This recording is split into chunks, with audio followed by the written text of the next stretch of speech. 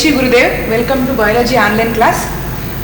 Today let us see the structure of ovum. See, the ovum is spherical in shape. Ovum is spherical in shape and measures up to 0.1 millimeter in diameter. See, 0.1 millimeter in diameter, and it is spherical in shape. And this ovum contains the cytoplasm. The cytoplasm of the ovum is called ooplasm. The cytoplasm of the ovum is called ooplasm, and ooplasm contains a single large nucleus. Ooplasm contains a single large nucleus present here, and ooplasm also contains several cell organelles such as endoplasmic reticulum, ribosomes, and mitochondria. These are the cell organelles present in the ooplasm. Ooplasm is nothing but cytoplasm of the ovum, and ooplasm contains a single large nucleus, and ooplasm contains cell organelles such as endoplasmic reticulum, ribosomes and mitochondria. And ovum is spherical in shape and its diameter is about 0.1 millimeter. And this ooplasm contains a negligible amount of yolk or a little bit yolk.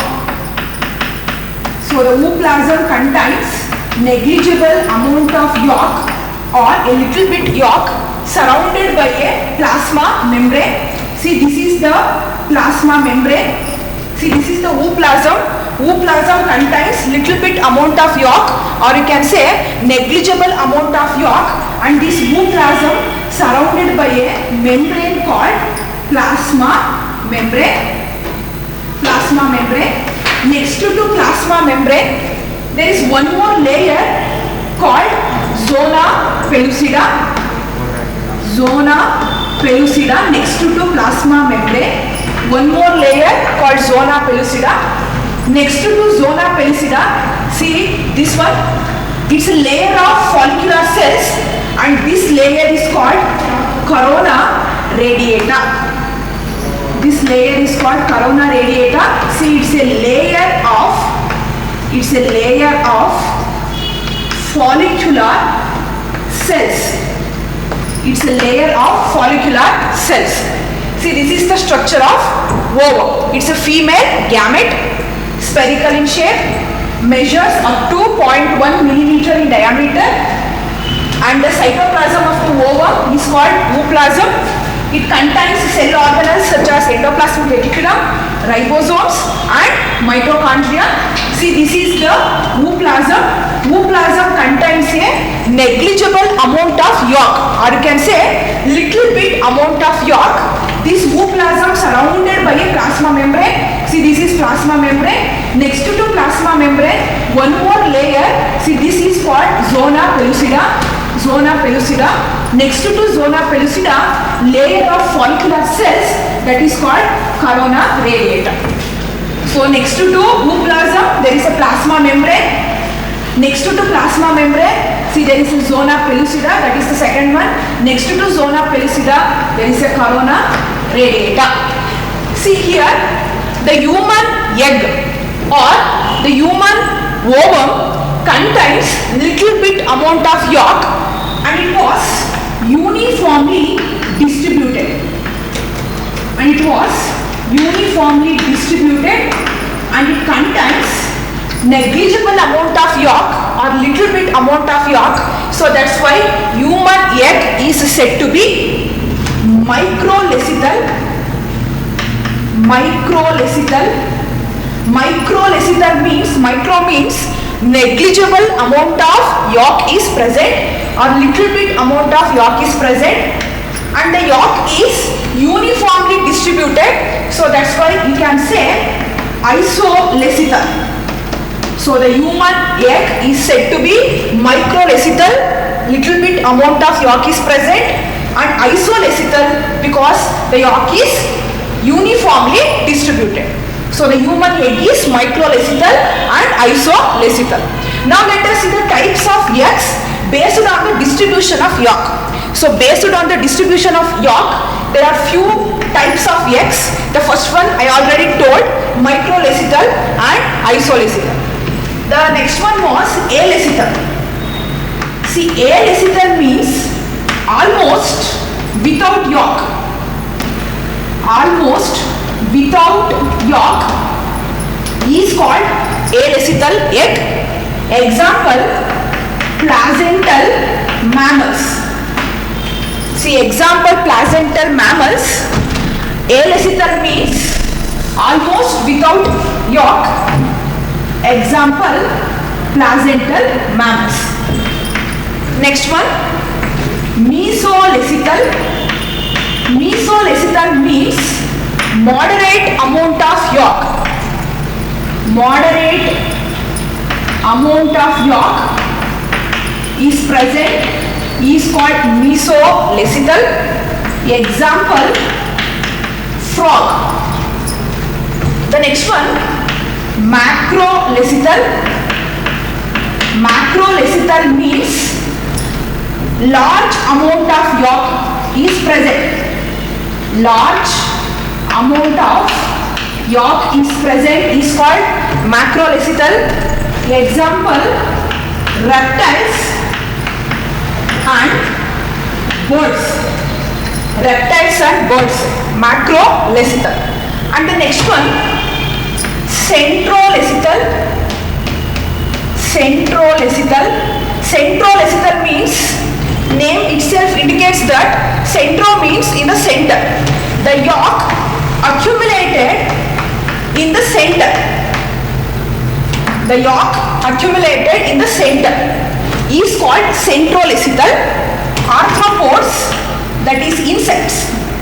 Insects, eggs are usually centrolecital. Insects, eggs are usually centrolecital, and insects belongs to the phylum Arthropoda. See, these are some of the types of eggs based on the distribution of yolk, whether the yolk was maximally present or the negligible amount of yolk present, or yolk is almost absent.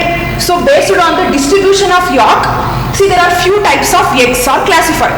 The first one, microlecital and isolecital. Human eggs are microlecital and isolecital. Negligible amount of yolk is present and uniformly distributed. Alecital means almost without yolk. Example, placental mammals. Mesolecital means moderate amount of yolk is present. Example, frog. Macrolecital means large amount of yolk is present. Example, reptiles and birds. Centrolecital means the yolk is accumulated in the center. So, example, insects, or you can say arthropods. See, these are some of the types of eggs.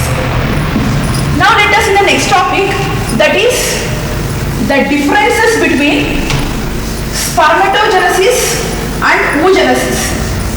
See, there are some differences between spermatogenesis and oogenesis. See, the first one, where spermatogenesis occurs. Spermatogenesis takes place in the seminiferous tubules of the testes. Spermatogenesis takes place in the seminiferous tubules of the testes. See, oogenesis takes place in the, see, if you consider this is the tertiary follicle. Within the tertiary follicle, the primary oocyte complete its first meiotic division and converted to secondary oocyte. So secondary oocyte formation occurs within the tertiary follicle. In the sense, oogenesis takes place in the follicles of the ovary. You can say oogenesis takes place in the follicles of the ovary. See, the spermatogenesis occurs in the testes, that is seminiferous tubules of the testes. Oogenesis occurs in the ovary, that is follicles of the ovary. See the next difference. Let us see the next difference. Growth phase. See, in spermatogenesis and in oogenesis there are three phases. Multiplication phase, the second one is growth phase, and third one is maturation phase. See, growth phase is highly limited in spermatogenesis, but in oogenesis growth phase is prolonged. ಜಾಸ್ತಿ time ತಗೊಳುತ್ತೆ growth phase complete ಆಗಬೇಕು ಅಂತ ಅಂದ್ರೆ, during which there is a accumulation of ಯಾಕ್. Even though the negligible amount of yolk is present in the human egg, so for the accumulation of yolk, the growth phase is prolonged, and here the growth phase is highly limited. Growth phase highly limited, but here growth phase is prolonged, during which there is a accumulation of yolk. There is a accumulation of yolk. This is the second difference. Now let us see the third difference. See, after meiosis, single meiosis, after meiosis or a single meiosis results in the formation of 4 functional sperms. 4 functional sperms from the single primary spermatocyte. From the single primary spermatocyte complete its first meiotic division, there is a formation of secondary spermatocyte. One primary spermatocyte, so if you consider this is one primary spermatocyte, complete its first meiotic division, leads to the formation of 2 secondary spermatocytes. 2 secondary spermatocytes leads to the formation of 4 spermatids, and 4 spermatids leads to the formation of 4 functional sperms. ಅಂದ್ರೆ ಒಂದು primary ಸ್ಪರ್ಮೆಟೋಸೈಟ್ ಇಂದ 4 sperms ಬರುತ್ತೆ, and all the 4 sperms are functional, but these 4 functional sperms are developed from the single primary spermatocyte. 2 secondary spermatocytes, 4 spermatids, 4 functional sperms. But here only one functional ovum is produced from the single primary oocyte. See, one primary oocyte in the, see here, see this is the primary oocyte. Primary oocyte leads to large haploid secondary oocyte and a tiny polar body. So secondary oocyte ಒಂದೇ ಬರ್ತಾ ಇರೋದು from the single primary oocyte. Secondary oocyte complete its second meiotic division only after the sperm penetrates, so leads to the formation of second polar body and a functional ovum. See, this is the ovum, only single ovum produced from the single primary oocyte. 4 functional sperms produced from the single primary spermatocyte. See, only one functional ovum produced from the single primary oocyte. So observe the chart here. 4 functional sperms are produced from the single primary spermatocyte. Only one functional ovum is going to be produced from the single primary oocyte, because during oogenesis polar bodies are formed. And the next difference, polar bodies actually absent in spermatogenesis. Polar bodies are absent here, but polar bodies are present, means polar bodies are formed during oogenesis. And the next difference, spermatids transformed into sperms. Primary spermatocyte and then secondary spermatocyte and then spermatids and then sperm. But here primary oocyte, secondary oocyte and then ovum. One step extra here, that is spermatids transformed into sperm. But here ovum itself is the functional. Ovum itself is the functional female gamete. But spermatids are not functional male gametes. Spermatids are transformed to sperm and sperms are the functional gametes. But here ovum itself acts as a functional female gamete. So spermatogenesis ಅಲ್ಲಿ ಒಂದು step extra ಬರುತ್ತೆ, that is known as spermiogenesis. Spermatids are transformed into sperm. ಆ ತರದ ಯಾವುದೇ ತರದ ಒಂದು step extra ಇಲ್ಲಿ ಬರೋದಿಲ್ಲ. ovum itself functional female gamete ಆಗಿ ಆಕ್ಟ್ ಮಾಡುತ್ತೆ. See this is one more difference. And the next difference here, during spermatogenesis the developing sperms are nourished by Sertoli cells. Sertoli cells means the spermatogenesis associated with Sertoli cells, but oogenesis, see, during growth phase the primary oocyte takes the nutrition from the surrounding follicular cells. So that's why you can write here oogenesis is associated with follicular cells.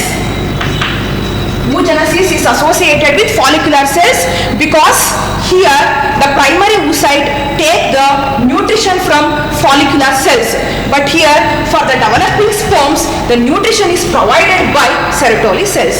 See, these are some of the differences between spermatogenesis and oogenesis. You can write the definition also. Spermatogenesis means the formation of male gamete, that is sperm, and oogenesis means the formation of female gamete, that is ovum. That is the definition of spermatogenesis and oogenesis. The first difference is spermatogenesis takes place in the seminiferous tubules of the testes.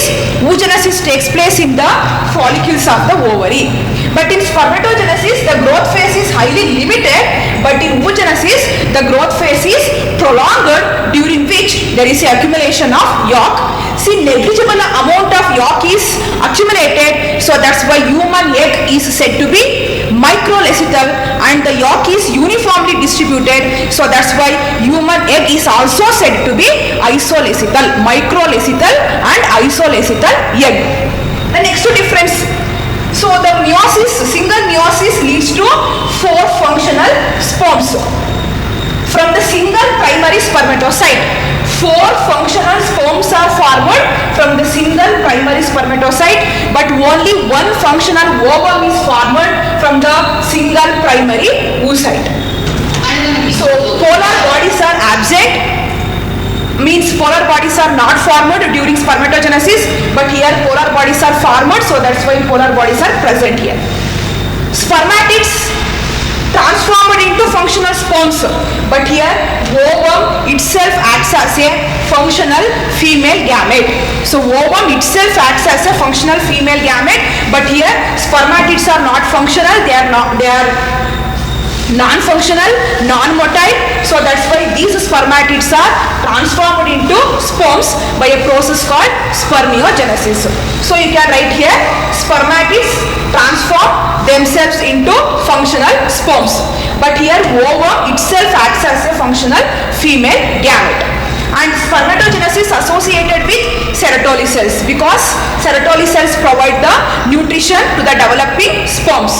But here oogenesis associated with the follicular cells because follicular cells, so during growth phase the primary oocyte takes the nutrition from the follicular cells. See, these are some of the differences between spermatogenesis and oogenesis. Thank you.